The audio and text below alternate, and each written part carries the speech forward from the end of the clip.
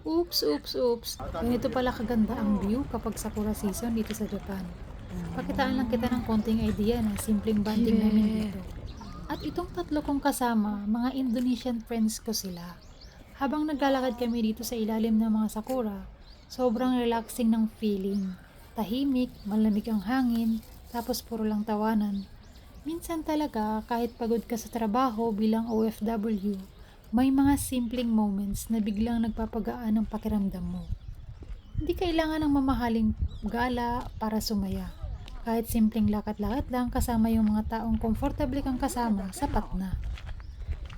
Nakaka-thank you lang sa life kasi kahit mahirap minsan ang abroad, binibigyan pa rin tayo ni Lord ng ganitong moments para makahinga at sumaya kahit papano. Thank you Japan sa magandang Sakura experience. Thank you sa mga kaibigan kong nakasama ko rito.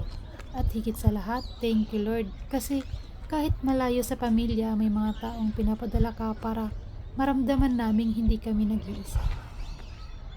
Tingnan mo naman yung tubig, sobrang linaw at ang lalaki ng koi fish. Parang gusto mo talagang bumili ng fish food para lang mapalapit sila sa'yo. At alam mo yung pinakamasayang part? Yung ikaw mismo yung maghahagis ng pagkain.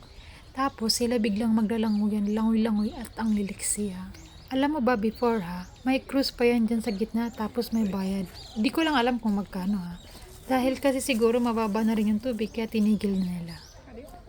Habang naglalakad nga kami, mapapansin mo ring may ibang lokal dito sa Japan na naglalakad kasama yung mga alaga nilang aso.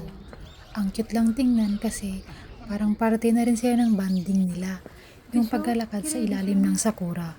Yung iba naka-stroller, yung pet nila, yung iba naman tahimik lang na naglalakad habang ini-enjoy yung paligid. Ewan ko ba, pero iba pa rin talaga yung nabibigay na happiness ng mga alagang hayop. Sino?